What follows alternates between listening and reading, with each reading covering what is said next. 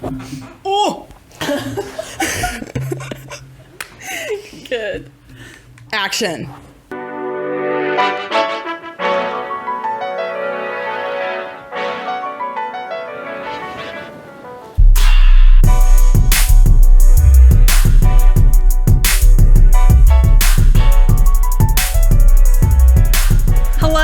Hello guys, how you doing? How you feeling? Are you good? I hope it's all well in your life. You look phenomenal. Your butt looks amazing.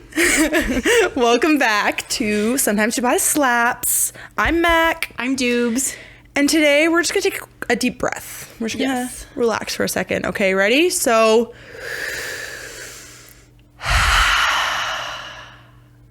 today we're talking about emotions. Yes, and emotional regulation. Self-soothing, what it means. Yes. How our emotions are created of sorts. Yes. What we can do to, obviously regulate them. How understanding your emotions can help you deal with whatever's causing those emotions. Yeah. Yeah. So, we're gonna jump right into it with Psych 101 with Michaela. Yay! So, your brain, nice and fun, has 4 lobes, to be frank. The frontal, which is in the front of your brain, the 2 temporal lobes on the sides above your ear, the occipital lobe in the back, and your frontal lobe is what controls your emotions. Yay. It's self-control, decision-making, and emotional regulation. Yes. So this was discovered as emotional regulation because of a fun little guy named Phineas Gage. I love Phineas Gage. So cool. So for those who don't know, he basically was working on a railroad, got a spike through his eye, went straight up into his brain, and he didn't die. So naturally, psychologists are like, what the heck? Mm-hmm. How are you still functioning with something in your skull? Yep. And turns out that that's where the frontal lobe came to be. It's just, there's no life-supporting vital neurons in that part of your lobe. It's all emotions. Okay, so I have a question. Mm-hmm. With a lobotomy, it cuts out your frontal lobe. Yes. Because there's nothing life-supporting in it. So that's why people didn't die. Yeah, so that's why it was used for, like, behavioral regulation. Okay. Which actually, because it's frontal lobe lobotomy. Yeah. Right? And so they used it on, quote-unquote, crazy people to kind of numb them. Okay. So it made someone who was like manic or, again, quote unquote crazy, dull, and just kind of not unresponsive. Okay. So they did it in a specific way that would damage enough. With Phineas, it was just enough for him that he made him a nice guy into a really angry guy, which is very common with frontal lobe damage. Right. Okay. Because you can no longer regulate those emotions. Yeah, that makes sense. Fun facts. Love that. Speaking of fun facts, did you guys know that your brain has the consistency of toothpaste? Oh, good. That's a true fact. I learned that. We had the medical examiner come out and give us a talk, and he's like, just so you guys know, your thinker, same consistency of toothpaste. So if you get a spike through it, it's not that hard to damage it. Yeah, exactly. So yeah, that's fun. Share that with your friends. It's true, I promise. Yeah. So that's that on that. Mm-hmm. And I mean, even like in my own personal life, my grandma, just before she passed away, her cancer had moved up and she had a bump on her forehead. And that was around the same time where she became a total bitch, to rest in peace. But she was a crybaby. She was moody. She was easily agitated. She was like scowling at everybody. Yeah. She was also hallucinating, but I think that was the drugs that she was on. Good. But all of it made her very miserable to be around towards the end, which was a very hard thing for me to realize because she just became so nasty. Yeah. But even though it wasn't diagnosed that the lump on her forehead was a tumor, I think it was affecting her frontal lobe, hence the personality changes right before death, because it was more so than just like, oh, I'm in pain, like leave me alone. It was like, you are nasty and I do not recognize you. That's crazy how much that can just affect a person. But at that point, it was already like cancer was all throughout her body, and so they just kind of weren't really doing anything. It was just kind of pain management at that point. Right. Yeah. But so interesting stuff. Love that. And then so now when we're talking about emotional intelligence, there are 5 factors of emotional intelligence. So there's like self-awareness, self-regulation, motivation, empathy, and social skills. We're thinking we want to kind of delve deep into each section. Yeah. So this might be a 5-parter. Yeah. We will see. Yeah, we'll see where we get to. But for today, we are going to focus primarily on self-regulation, which involves self-soothing. Yes. So, Jubes, what do you do to self-soothe? So I like to rewatch TV shows. Because it's familiar? Yeah, because it's familiar and I know what's going to happen. And so it's just something I can have on that's just like calming. Interesting. And so I find like when I was really stressed with school, I was always watching a TV show Bones, and I would always watch Frozen. Because it was like my favorite movie, so it was my comfort movie. So if I was feeling distressed or like my life was chaotic, I would just watch Frozen. Okay. And it would be like an hour and a half of just like not having to pay attention to what I don't want to, kind of. And so then it would just be, it'd just be a distraction. And so I can just kind of relax, or even just like think through what's bothering me with like a neutral something going on. So more so it's like background noise, like familiar background noise in a sense. Okay, fun. Yeah. Is there anything else that you do? Not. It's mostly just watching comforting shows. Fun. Yeah. I will go shopping sometimes, but sometimes that does more damage, where I'm like stressed about spending money, and then I go in and like the mirror in the changing room makes me think that I don't look the way that I look. So then I come home and then I'm like mad about it. But then, so then I need to self-soothe from self-soothing. So I don't know if you... It's a vicious cycle. Yeah. So yeah, that would be mostly what I would do. Fun. Distraction, maybe. Fun. What about you? What do you do to self-soothe? My longest method has been nail biting. Okay. When I was going through some health issues, though, I found out that nail biting is also a sign of mineral deficiency. Okay. Which I thought was really, really interesting, because your your nails are minerals, right? And so your body wants to reintegrate those into your system. Oh. And so where I thought it was self-soothing, I was like actually a mineral deficiency. But now I am no longer deficient. I'm good. I've figured out my health, but I still find when I'm like particularly anxious about something, I'll like bite like the skin almost around my nails. Okay. Or I'll just bite my nails to trim them down. Right. If I feel like they're too long or something. Yeah, that's usually how, like, if I get like a chip almost in one of my nails and it's not smooth because I like to run my fingers on the edge of my nails, then I'll chew it off and then it'll be so bad and then that's all I can think about till I cut it. But it's never been like a need to chew. Yeah. For me, it's more kind of subconscious now, if anything, where before I was consciously like eating my nails raw. Oh my goodness. So now they're not that bad. Now I find myself like kind of fiddling with it every so often. Right. But not full on like sucking my thumb kind of thing. Yeah. I've never fully done that. It's just kind of been like nibbling or like having it play. Or I play with my earrings. Oh yeah. When I'm really focused on something, I'll play with my earrings. Yeah. A lot.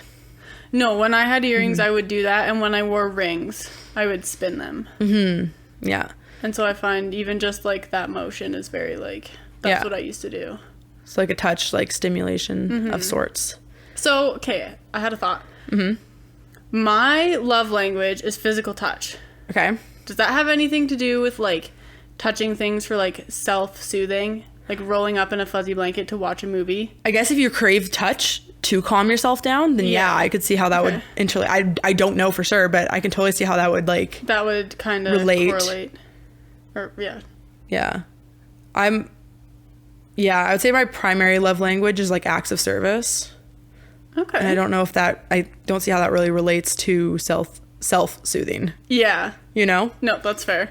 But no, like that physical, that's actually really interesting. Like if you rely on, I mean, it's no longer self, but yeah, if you rely on a hug from Bryce to be soothing. Yeah. That's really interesting. Well, that's a lot of it. Like, even the other day, he came home and I was just having a meltdown because I had a long day and I was just tired and hungry. And he, like, walked into the kitchen and I just walked up to him and just, like, put my face on him. Yeah. And he's like, hello? Like, I'm so hungry. Which I guess is kind of another way that I self-soothe, but almost less so. Like, I'm just a bored eater. Mm-hmm. I don't know if that counts as self-soothing. Yeah, I think it can. Yeah, I used to rely on food. Yeah. I would always be snacking. Yeah. And then I got really fat. I know that's not a nice word, but it's true. I was obese. Just obese. Yeah. But since kind of going back onto my fitness side, yeah, I don't directly avoid food, but I don't catch myself snacking as much. Okay. Because I feel satisfied from the meals that I'm eating. Mm-hmm. If I do snack, it's like dark chocolate. Sometimes it's almonds. Sometimes it's berries of sorts. Sometimes it's ice cream. Okay. Sometimes it's yogurt and apples. Like, it just depends on what it is, but it's not as often that I snack. My primary self-soothing method has been online shopping. Oh, yay! It's been really bad. But I went from like not spending money at all because I was traveling and I had a reason to use my money. Yeah. To the point where now I think I'm kind of bored and I'm just looking for like a new invention of myself. Right. And part of that is buying so many new clothes / clothes I wouldn't wear before I started losing weight. Right. Well, it's kind of like it's like a treat yourself. Like, hey, I'm working really hard. I'm making my body into something that I'm learning to love again. So why wouldn't I buy clothes that make me feel fresh? Exactly. Yeah. And so that's like part of it, but still like it's kind of getting a little bit excessive. So it's not ideal at all. That's okay. My bank account is not happy with me. My credit card company is, though. They're like, please, bitch, spend some more. Yeah, please. That's not quite enough. Please don't pay this off. You can up your credit limit. I'm like, no, thank you. It's good. It's good. I'm good. We're fine. I love that for you. But I guess going off of touch, it very much is because I like comfy clothes. Like I buy a lot of athletic wear. Yeah. And I do also like self-massage a lot. Okay. I will like massage my feet, massage my neck, massage my hands, like find pressure points kind of, or just yeah, I find that super helpful, like when it comes to releasing tension, anxiety, yada yada yada. That's super fun. Yeah. Or if I'm like really stressed and I need to calm down, like yesterday, deep breaths. Yeah. Kind of like how I like at work. Yeah. And you were kind of like, I'm super panicky and I don't know why. I'm like, go outside. And just breathe. Have 7 deep breaths. Yeah. And breathe for 10, hold for 10, out for 10. Yeah. Definitely. And that's definitely something that I'm trying to like being able to notice, hey, you're feeling anxious. Something is bugging you. Breathe. Yeah. To like even just notice the signs of like... Well, because it activates your parasympathetic nervous system, which is your rest and digest system. And so deep breathing stimulates that back into rest and digest and out of fight or flight, which is anxiety. Woo! So, yeah. It's definitely good. And then so something I want to talk about with emotional regulation, it kind of ties into awareness or social skills, I guess, more so because it's not self. Yeah. Like empathy, empath, all that sort of stuff. Yeah. I would like to say that I am an empath because I find myself to be very intuitive, very, I can feel others' emotions like strongly. Definitely. I know what's going on. I can look at Journey. I can tell her that she's like having a panic attack inside right now. So nice because that's what I need. I'll be at work and I'll just be like a little snippy and I feel really bad. But then Michaela will be like, hey, are you okay? Then I'm like, Not really. Thank you for asking. Yeah. And so I don't know if I just like am good at picking up on people's micro emotions or whatever else you want to call it, but Yeah. I'm going to go with the term empath, and that's what we're going to use for this feeling. Yeah. And so with that, I find that I need to self-soothe, and that's almost when I become more introverted than extroverted. Okay. Is when I'm in a really high emotionally reactive situation. Yes. So general day-to-day interactions with people, fine, dandy, great, love it. Part of it is some family reunions can get a little bit tense every so often when everyone's like spiraling a little bit, and I pick up on that super heavy. Yeah. And like, don't get me wrong, I love my family and whatnot, but a lot of them I have a lot of very strong personalities in my family, and when there's like any slight bit of tension, it just gets icy. Yeah. Myself included. Yeah. But oftentimes I'm not at the core of it, and therefore I'm just kind of managing, like trying to mediate everyone else. Right. And then I need to like go isolate. Yeah, to just kind of I'm like reset. under a blanket, headphones in, watching a YouTube video, something that makes me happy. Yeah. Because I'm tired of mediating people's like emotions. Yeah. Unconsciously. And so that's something that's really interesting, because with my family, it was very much positive emotions only. Mm-hmm. So if I was to go self-soothe, like just be in my room and just be alone to kind of like regulate after something, like if I'm just emotionally drained, that like wouldn't go over well. Yeah. They'd be like, well, why are you sad? I'm like, I'm not sad. I just need to process. Mm-hmm. And that's something that I learned because we're both ENFJs. Mm-hmm. That's something that we have to do, is we need to kind of take a step back from the situation to process what we're feeling and what we're thinking before we can like go forward.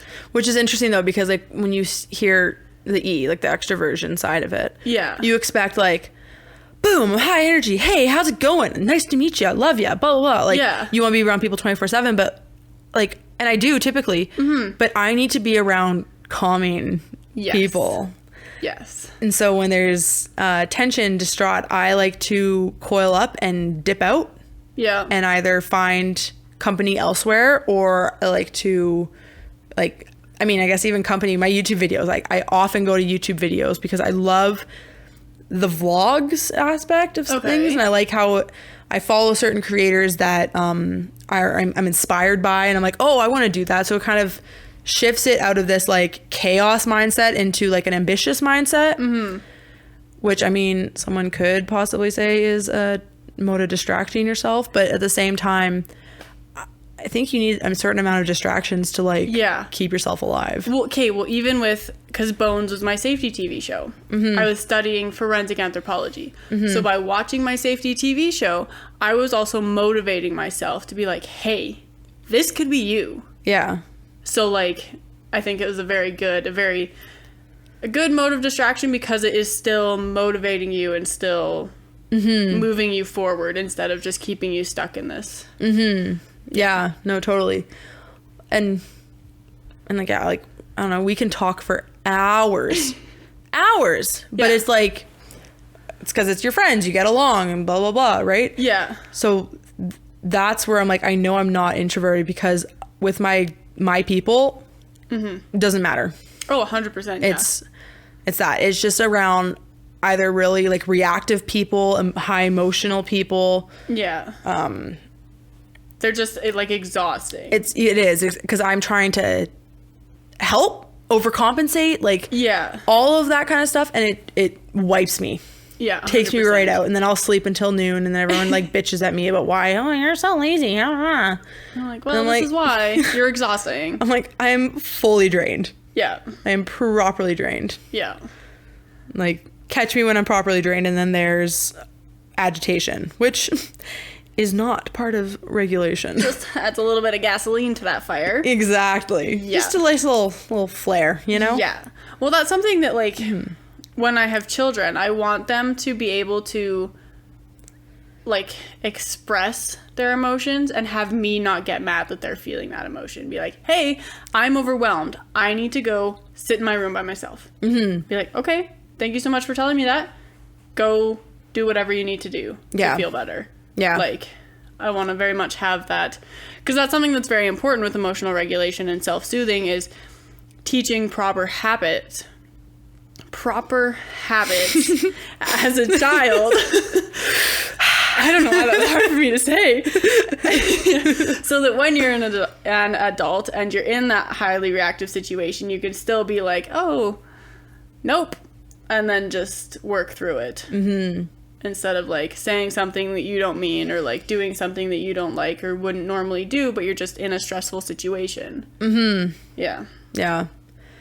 And it's like, you can teach that and you can play that, but it's almost like everyone needs to have that in order for it to be effective. And I'll explain why. Okay. Yeah. I had a friend who once I kind of got into this, because I was very forced kind of in a way to very like self-regulate and mediate fairly early on, just because of strong personalities in my family. I'm not putting blame on anyone. It's been great, and life is fine, and yada yada yada. But I often took the part of the therapist. Yeah. Which required me to practice self-soothing and be a therapist to myself in many ways. So it came to the point where I'm like studying psychology, and I have this friend, and she's super emotionally reactive. Loved her. Mm-hmm. But I was having an overwhelming day, and I'm like, I need to go to my room and just chill. Yeah. I'm not mad. Like, let me be. Yeah. And she still took offense to it. Right. And so it was so hard for me to be like, I said everything right. I did everything right. Yeah. Like why? And so that's where I think it takes a lot of self-work to get to that point where you can then teach it, and then domino effect. Everyone's able to express themselves without judgment, without fear, without I don't know, any feelings of resentment. Exactly. And that was something that like when Bryce and I first moved in together, mm-hmm. I was doing school, so I was at home all day long. I had no one to talk to. I was all by myself in a new city. Like, mm-hmm. he was my person. And so when he would come home, I was like a dog. And I was like, oh my goodness, how are you? How are you? How are you? What was your day like? What was your day like? And I was just like on him constantly. Mm-hmm. And so he had to tell me like, hey, I love you. I need 5 minutes when I get home. I've been around people. I've been out in hot weather. I just need time to decompress from my day. It doesn't mean I don't like you. Mm-hmm. I just need a minute. Mm-hmm. And so that was really hard for me to hear, because I was like, oh my gosh, he hates me. He doesn't want to like mm-hmm. talk to me. But then I was like, no. And then once I started working, I was able to kind of understand more so of like what he was meaning. And I was like, mm-hmm. okay, well, that was a really stupid way to react to that. But like, now we're at a place where I can be like, okay, like, you just need to go be on your phone, watch your videos, do whatever to decompress from the day, and I need to do something else. Yeah. I often do that now because I like, whereas I'm so used to customer service and I like customer service. Yeah. It does. There are days, it's long, it's a lot. You're talking to people so constantly. Draining. And so when I come home, and even like my parents, when they like ask me a lot of questions and stuff, it's like so simple. Yeah. But I'm like, I just need to go upstairs. I need a minute. Like, I'll talk to you in a second. Because my brain is like... Well, you've just been on all day. And you're like, I just need to be off. Yeah. Like, plain and simple. And again, this is where, like, to calm myself down, or... It's not even like I don't know, calm yourself down, but like to just decompress. Yeah. TV shows, YouTube videos, laying down. Yeah. Mindless scrolling. Things that I don't have to think about before I can be like, okay, now I'm hungry. Now I'm going to eat. Then I'm going to do this next thing. Yeah. Sleep, rinse and repeat kind of thing. Pretty much. Yeah. Lovely. And that's a big part of my morning routine. Like, that's how I get in the mindset for my day. Okay. Is my morning routine. Right. If I don't have like an hour before work where I can just eat, relax, digest. Yeah. My day is going to be off. Right. And that's like the only routine I really have. For me, it doesn't matter if I work out before, because I don't usually eat if I work out in the morning. Yeah. But I need, like, after the workout, before work or my next task, I need at least an hour Right. And when you're studying like nutrition and mental health, a lot of mood regulation comes from food first thing in the morning. Okay. So it's just kind of like a subconscious thing. Like, no wonder I'm so adamant on breakfast. Mm-hmm. And I find it so calming to like, it makes me happy. I love food. It makes like, for me to have whatever I'm craving at the time, whether it's like a scrambled egg, veggie mix. Yeah. If it's right now, it's avocado toast on sourdough with pomegranate seeds and sprouts. Yes. Love it. It makes me so happy. All winter it was like oatmeal with berries and but to have that and be able to like sit, eat, digest, watch my show, that is so crucial for me to have a good day, to have a good start to my day. Yeah. No matter how many hours of sleep I have beforehand. Okay. I oftentimes will not sleep in and skip breakfast. I will make a point to have breakfast and just be a little bit tired. I'm so the opposite. I'm so, because I really would like to be the kind of person who gets up, has a good breakfast, sets herself up for the day. Mm-hmm. But I'm not a morning person. And I don't like eating in the morning, and I don't like anything I make for myself. And if I watch a TV show in the morning, I will fall right back asleep. It literally doesn't matter where I am. Polar opposites. Yeah, north and south. We're literally, like, even when I was starting work at like 12:30 or whatever, I would turn on Criminal Minds and watch that while I ate lunch or whatever. But by the time that episode was done, I was like, I'm ready to go to sleep. That's so weird. Yeah. Because I don't even need to finish an episode. Like right now I'm watching Stranger Things and they have like an hour and a half long episodes sometimes. Oh my goodness. So I'll watch like whatever time I have, 30 minutes or so, pause, leave, come back to it again the next morning. You are wild. That is straight up chaos. Oftentimes there are lulls in shows, right? So there's like a good pause section. I guess so, but I always just like watch it through the lull and then something big happens and then I'm like, well, now I have to watch the whole thing. Well, because like right now I'm at the part, like before this morning I had like things to do, right? Mm-hmm. So for example, from today, I worked out at 6:15 because I had an appointment at 10:30 and then I had to meet you at 9 to get my stuff here so we can record. Yeah. So that it wasn't sitting in my car while I was in the city. And so I worked out 6:15 to 7 so I could get home and shower and wash my hair and then pack for today's episode. And by the time I packed, it was like 8 o'clock. So I made my toast. Yeah. By the time I started eating my toast, it's like 8:20, 8:30. And I had until 8:50 before I had to leave to meet you. Right. And so I watched from like 8:20 to 8:50. So like the half hour, they were like, I'm at the point, it's like episode 6 or something. They're like in the underworld and they were just making their plan to go do the next thing. So I'm like, pause, that's it. Moving on. Oh my goodness. Now I'm here and it doesn't bother me. But yeah, so for me to even just stop it halfway through, it still puts me in like a mind fog or like a brain fog where I'm just kind of tired for the rest of the day because I just like relaxed maybe too much. Is it because you associate TV shows with like nighttime, like winding down? Probably. I can fall asleep to a TV show in a heartbeat. See, I can't. Oh my goodness, no. I put on Bob's Burgers to fall asleep. Yeah, no, TV for me is like daytime stuff. Movies will put me to sleep. Okay. So I'm not often a movie watcher. Yeah. Movies to me is like nighttime. But TV shows, doesn't matter. TV shows for me mostly are morning. Yeah. Because in the evening, I often would have something like schoolwork to do or working out or yoga or whatever. Yeah. But so yeah, for TV shows it doesn't bother me at all. Interesting. Okay. That's so funny. I can't believe how opposite we are. But yeah, no, so like again, looping back to self-regulation. Mm-hmm. It's the good food, it's the blanket. Doesn't matter what season it is, what time of year. Always have a blanket on. Love me a fuzzy blanket. Yeah.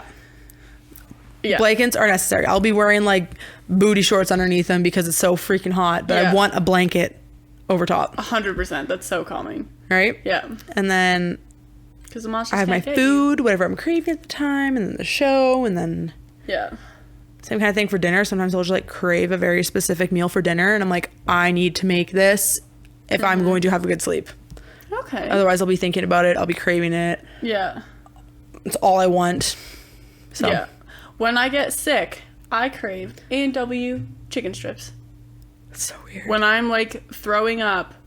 That's so weird. Yeah, it's cold apple juice. I hate apple juice. I hate it. So weird. When I get sick or when I get the flu, it's cold apple juice and chicken nuggets from A&W. Interesting. That's, yeah. Okay, when I'm sick, it's chicken noodle soup, saltine crackers, and chai tea with honey. Huh. Sound a little more disgusted. Well, okay, so I don't love, I don't like tea and I don't like honey. That's so weird. I know. Okay, that's fun. That's fun. Cold apple juice and chicken nuggets, though? Like, fresh out of the freezer kind of apple juice, like, so cold. That's And so chicken weird. strips from A&W. They have to be from A&W. So weird. Yeah, I don't like, know why. Yeah. Because the apple juice feels good, like, cold on my throat, which is not doing good because I've been puking. Trigger warning for vomit talk. And then, I don't know, maybe I'm just low on protein and I just need a good... Well, probably are. I get the, like, crunchy from the chicken. Like, the... tryptophan, deep-fried. maybe. And then just, like... Yeah. Weird. I don't know, I've never actually had those things when I've been sick, but that's what I crave. So... Oh, and for me specifically, it's, like, chicken... Like, Campbell's chicken noodle soup Yeah. with marbled cheese cubed into it. Oh. And then I almost, like, drink the broth first. Yeah. And then it's, like, the cheesy mess is, like, intertwined with, like, the noodles and veg and chicken. Ooh. And I eat that. So it's, Yeah. like, a soft meal. Yeah. So I scoop the chicken broth first, eat the cheese bits after, once the broth's all drained. Then I have my tea. You just deconstruct your soup. I do. I do. It's a process, okay? Like, it's no judgment. and then I'll just, like, or, oh my gosh, let me know if you're the same way.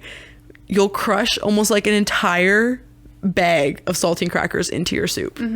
Like, so it's like soggy, like, It's like cracker cereal crumbs that you let sit on your counter. Yeah. Yeah. So No, there's definitely. almost no broth, and it's just all, like, what once was soup mush. Love it. I love that for Sick you. Mac, I've definitely done that. all about it. Yeah. And I will munch saltines like it's like there's no tomorrow. Oh my goodness, that's just I used to go to my grandma's and they used to have saltine crackers and I would just slather the right word. Yeah. Okay. Yeah. Butter on a saltine cracker. Oh, I could never do that. And just eat it. For me, it's so always good. toast. Butter has to be melted. I don't like cold butter. Oh my goodness. Unless it's on Finnish rye bread.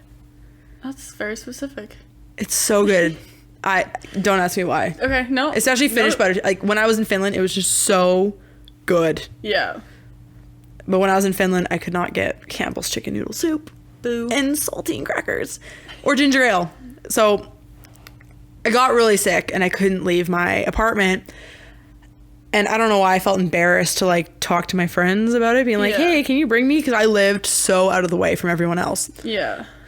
So I just felt awkward. But my roommate, who we weren't, like, super close, but we weren't not close. Like, she heard me not having a good time in my room. Yeah. And so she's like, do you need me to get you something? And I'm like, chicken noodle soup, ginger ale, oil of oregano. Yeah.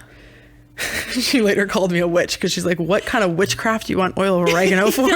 It helps. And I'm like, listen, my naturopathic grandma did all this stuff. It does help. It helps with the sore does, throat. yeah, It 100%. burns, but it helps. It's absolutely disgusting, but it does wonders. Do not hate me if you try oil of oregano when you're sick, but your throat will thank you. Yes. After it says fuck you, but it will thank you. But no, and then, like, so the only chicken soup she could get was, like, a chicken chowder. So it was creamy. So I had one bite, threw up instantly. Yeah. Way too heavy. 100%. And then there was no Canada Dry ginger ale. Surprise, surprise, in Finland. So there was, like, this ginger soda thing that she found. And then she just found, like, just plain crackers. Yeah. And so the soup did not sit, but I had ginger soda and crackers to give myself some, like, electrolytes again because I had, like, lived off of water for 3 days That's so good. because I had no food. Well, I had, like, cookies and, like, I don't know, a few things in my thing, but nothing I could eat. Yeah. Yeah. I had no pasta, even pasta and butter. Like, that would have been something, but none of it. Because I had just gotten back from Canada and I hadn't shopped yet. Oh, shoot. Yeah. Yeah. So, returned home for Christmas, flew back, blah, blah, blah. I got sick on my way flying back. Right. Went to bed, never left my bed for the next 3 days. Okay, so this reminds me, when I feel very stressed, I like to vomit. Weird. So, I don't like to. It's not fun for me. Your body likes to... My body, as a way to kind of reset, I will get sick. Like, I will... like puke. Like at Christmas time, I was so anxious about driving home, and then it was so busy at home, and then I thought I had Gavin's pink eye, and then I was freaking out about that, and then we had to drive home, and then I was so anxious about starting work because our boss wasn't there, and then I like all of that stress like manifested, and I just like threw up, and it's that's something that's been consistent my entire life. I think that's your sympathetic nervous system, because your body, when you're in, like, for example, being chased by a tiger, that's like the common example. So when talking about the nervous system, likes to release whatever's in it so that you can run faster. Okay. So a lot of people, when they actually have to run from a tiger, bear, whatever, they will shit their pants or piss their pants. Right. This is a very common response. Okay. Vomiting would be part of that. So yeah, and with that, it was like I don't get sick until I get home and I relax.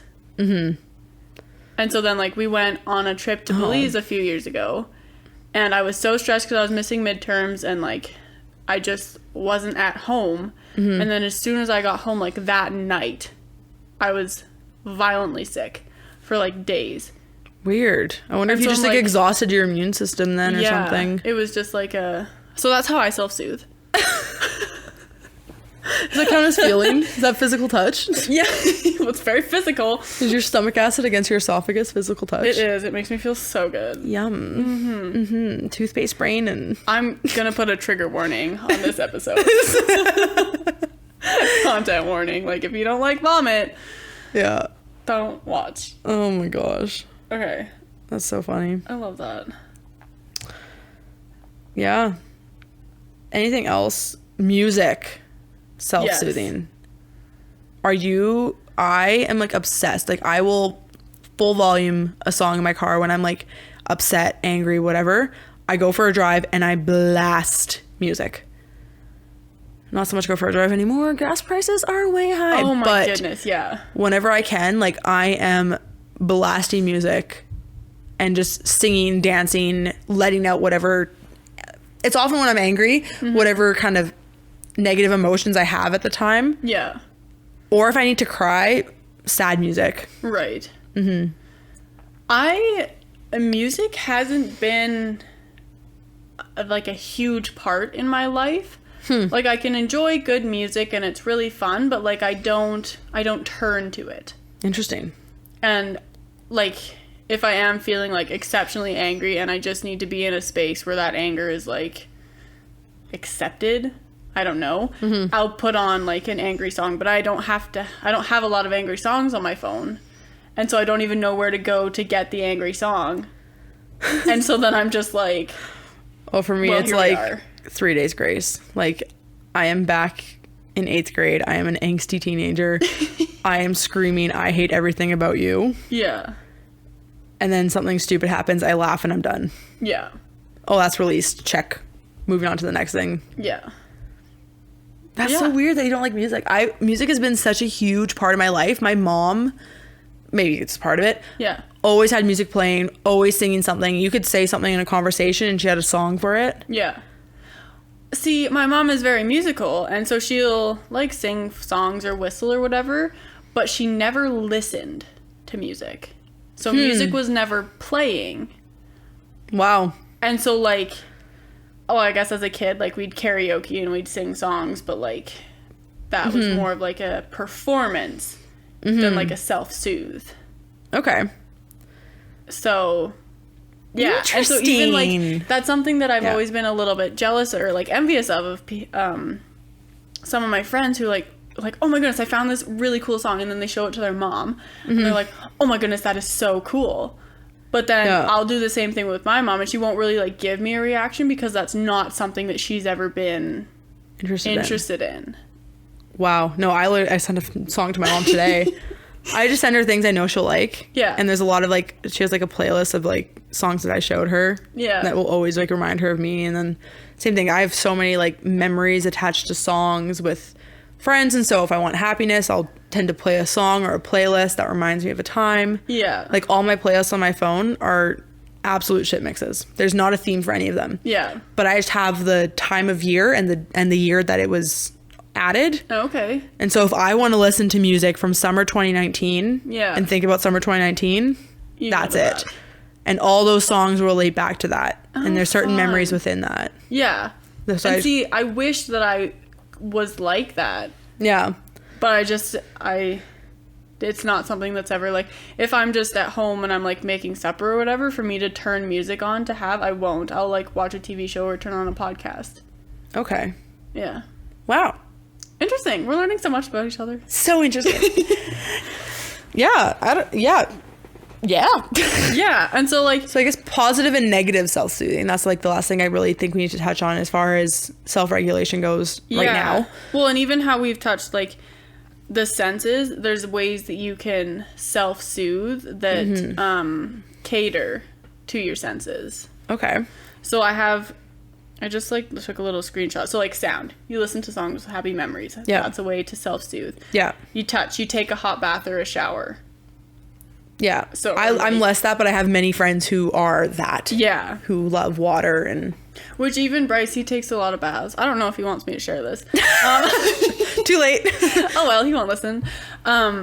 He'll take a lot of baths. And so like sometimes after a long day, he'll just like come home and just like sit in a bath and just watch videos on his phone, decompress, feels good, comes out, new man. Yeah. Yeah. Well, he's so physical, like I can imagine. So like working in construction. Just feels good on his muscles. Yeah. To just fully relax. And so then for sight, you like flip through a photo album to kind of like, or watch a familiar show kind of. Yeah, I would say not just photo album, but yeah. Yeah, everything. That too. And then taste, like make a cup of tea or eat something that's like chocolate for me. Yeah, and then smell, like burn a favorite scented candle or incense. I'm not a smell person. Me neither. Not a fan of candles. No, they give me a headache. I'm sensitive to fragrance, and that comes with, I mean, if you want to talk nutrition wise and whatnot, some chemicals and whatnot that are found in candles and whatnot. But if I walk in like somewhere like Bath and Body Works, my eyes will go blurry. Yeah, it hurts. 100%. I cannot, like, I will often wait outside down the way so I don't smell it. Yeah. Or if I walk into someone's house and it smells like Bath and Body Works, I'm like instantly, can we stop that? It's just, it's too much. And like I have a candle that I've been searching for the scent for forever, and I love it, but I like it just with the lid off. I don't actually like it lit. It's almost too much. Yeah. Or if I light it, it's only for like 10 minutes. Yeah, exactly. And then I have to turn it off because my eyes are starting to water. And I can't handle it. The only time where smell is like comforting is like a fresh baked something rather. Yes. Fresh baked bread. Clean laundry. I don't even care about that. I don't use scented laundry detergent. I don't. Because I'm sensitive skin. Yeah, I guess so. I appreciate clean, but not like a harsh chemical clean. Okay, yeah. Like a fresh clean. Yeah. A really natural clean or fresh air. Yes. But I think that has less to do with scent and more to do with like oxygen. Yeah. They definitely oxygen calming your nervous system. So then would an example of like self-soothing, I guess, like being calmed by the scent of rain? Yeah. And like fresh cut grass. Yeah, I would say that. Those are probably two of my favorite smells, and coffee. Yeah. Coffee now does not trigger a good... It's not bad, but it's like a... Oh, okay, here we are. Not what it used to be. Yeah. Yeah, it's thing with like work, right? Yeah. Well, even like I find on days where our boss is working, the coffee shop smells like how when I first started. And it brings me back to I'm like, whoa, this is a throwback. Yeah. But then when it's either one of us, I don't get that. Interesting. Probably because there's like cologne or something with it too. Yeah. There's just like a certain mix. Yeah. So I guess we want to know, did any of this resonate with y'all? What do you do to self-soothe? Is there any other things that we didn't mention that are fun? I guess there's like positive and negatives, right? Like for me, my excessive spending is a negative form of self-soothing. But soothing nonetheless, right? Yeah, exactly. Yeah, there are definitely different levels of like, or like rubbing my cuticles is different than chewing your nails, or Yeah, to find a way to practice the mindfulness and doing that. And it's important to start like while you're young, I guess, so that you have a good foundation. And like even just reading through one of the sources that we had, I found that a lot of the notes for helping like a young child self-regulate, I need to regulate myself. So it's like take a nap, like read, play, do something else. And so even like at work the other day, I was really grouchy and I'm like, I'm just so tired, I need to take a nap, to just kind of like off on. Yeah. Yeah. So if you're lacking in those, like looking up the different types and seeing what resonates with you, right? Like listen to your gut, like what feels good on a positive list. Yeah. Right? Because overindulging in garlic bread can feel good for everybody until it's not. Yeah, exactly. But like try to see if going for a walk calms down. That's a huge one, yeah. Because that's oxygen, that's nature, that's it's exercise, movement, all serotonin releasers and dopamine and you're oxytocin and you're getting all of that good stuff. So try going for a walk. Try taking a deep breath. If you can, take a deep breath in nature. Yeah, most importantly. Even grounding. Grounding was really interconnected with a lot of the sources that I found for self-soothing. Was just like put your feet on something like grounded to just kind of reconnect. Yeah, I was gonna say, for those who don't know, grounding is basically walking barefoot on grass. Yeah. That is, you are connected with the earth. It can be fine on concrete as well, but the best is like soil to feet. Yeah, to kind of grass reconnect yourself with the rhythm of the earth and just how. So you can stand, close your eyes, take deep breaths, and kind of get reattuned with nature. It tends to help a lot, and that's what a lot of people are missing in such a city populated, definitely high rise. And something that's very important, like even within the city, is the like 5, 4, 3, 2, 1 grounding exercise, which is really good for panic attacks. So like you look around the room, you name 5 things you can see, you focus on 4 things that you can feel, you name 3 things that you can hear, 2 things you can smell, and then 1 thing that you can taste. So it's fairly simple, but it just kind of reconnects you with your surroundings and kind of just helps a little. Yeah. So that's that on that. We want to hear from you guys, what you want to hear. Do you want to do a segment? Yeah. Let's do fun. We're going to do a fun little segment. Yes. Okay. Okay.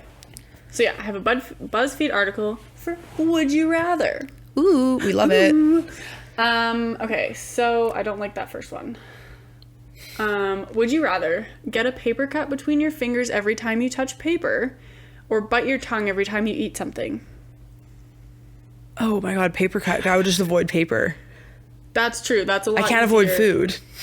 So that's the majority. That 68% of people who've taken this quiz choose the paper cut. Okay.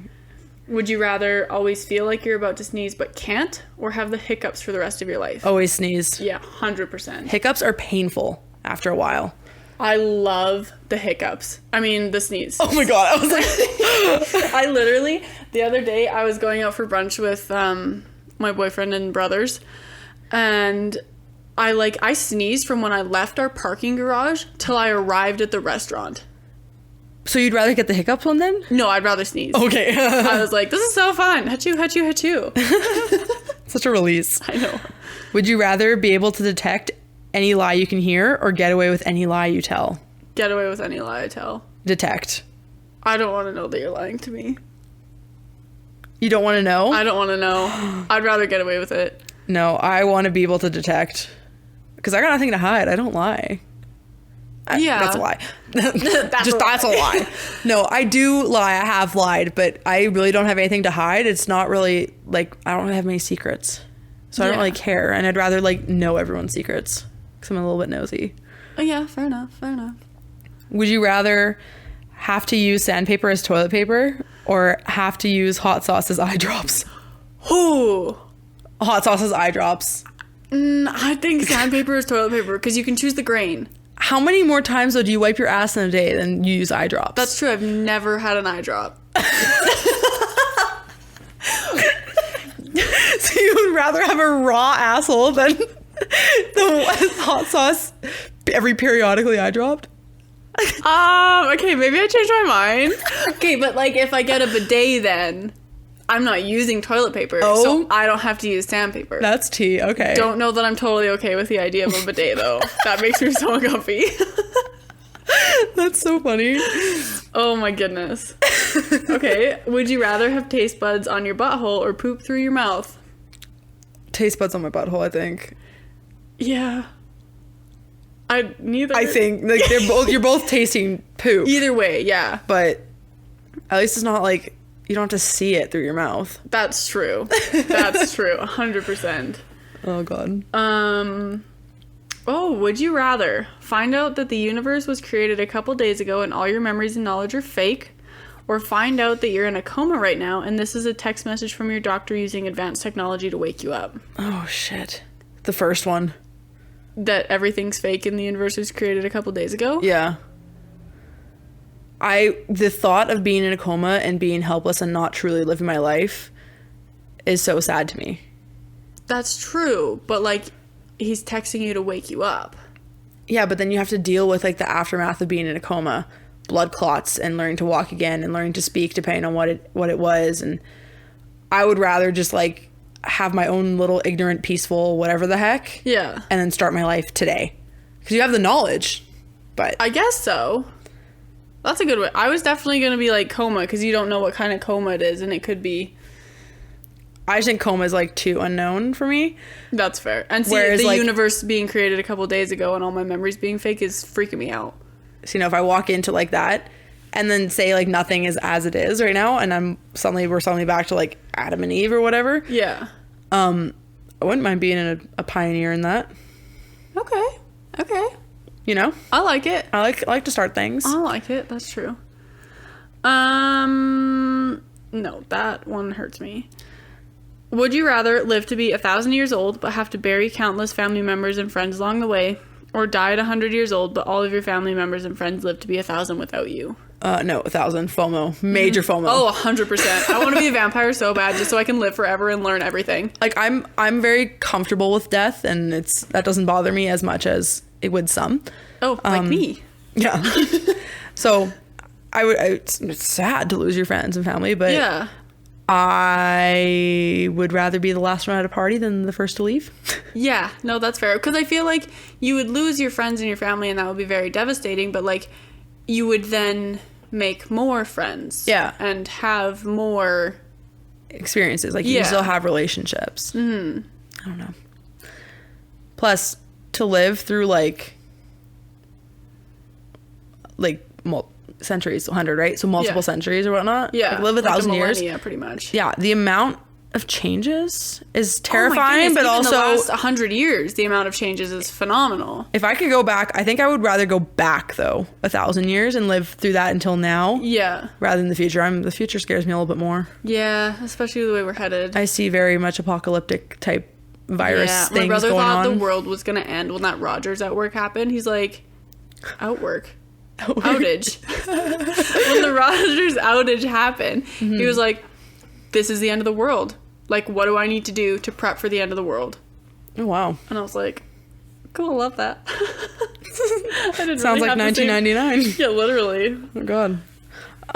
Me talking about 1999 as if I'm like only 1 year old. I don't know. I was 2 weeks old when 1999 ended, so I can't really say that I was a 90s baby. Would you rather get diarrhea every time you laugh or throw up every time someone says your name? Those are both awful. I like to laugh. I know, me too. But is it like if someone says my nickname?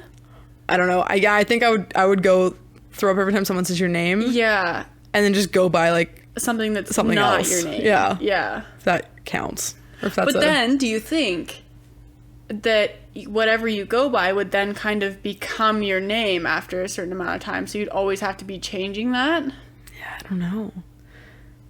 I'd rather throw up every time someone says my name, though, I think. Yeah, than diarrhea every time I laugh. I would not have clean pants. I laugh a lot. No, I would constantly be shitting myself. Oh, that'd be awful. See, there we go. Would you rather know when you're going to die or know how you're going to die? Oh. I'd rather know when, because if I died doing something that I thought was really fun, I'd rather that than be afraid of everything. Yes. And if I know I have a time limit, I'm like, oh yeah, it's going to be whatever, 2027. Yeah. So be it. Yeah, because then it gives you kind of like a, okay, well, these are all the things I want to do. I only have until then, so I can just do all those things right now. Versus like, I would not want to know how I died because I'm already a nervous person. You'll be like bubble wrapping yourself. Yeah. Yeah. So yeah.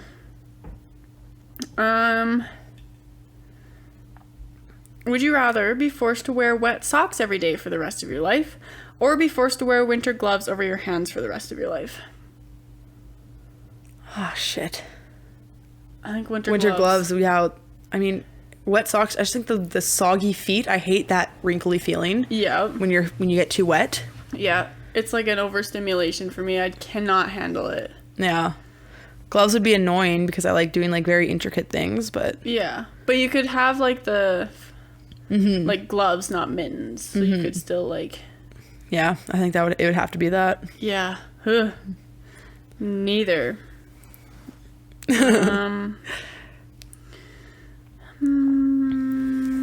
Would you rather never be able to lie or never be able to tell the truth?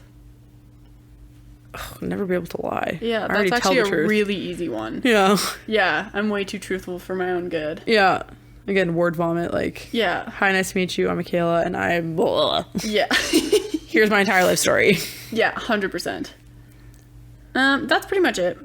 Cool. Other than the one that's like, would you rather pry off your thumbnail with a fork or put a toothpick under your big toenail and kick a wall? Probably the wall. Like, I hate that feeling. I hate that idea. But at least it's quick. Whereas, like, prying your thumbnail off, I feel like would be slower. I hate that I can feel, like, both of those and just imagine myself in that scenario. Oh, my goodness. Yeah. No, I'll just skip that one because I don't want to answer it.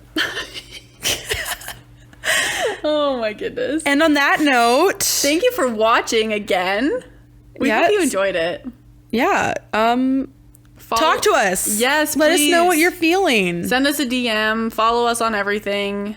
We'll have a note section on our website. You can submit questions, comments, experiences, stories. Exactly. Give us a review. We'd like to hear what you think about us and what you would like from us. Yeah. Comment on the YouTube video. Turn on the bell notification if you're on YouTube. Yeah. Subscribe, bell notification so you can get notifications every time we post. Yay. Same thing for the audio. Yeah, just subscribe. We'll be on all major streaming platforms, so anywhere you listen, we'll be there. And yeah. Ta-ta for now. Ta-ta for now. Bye.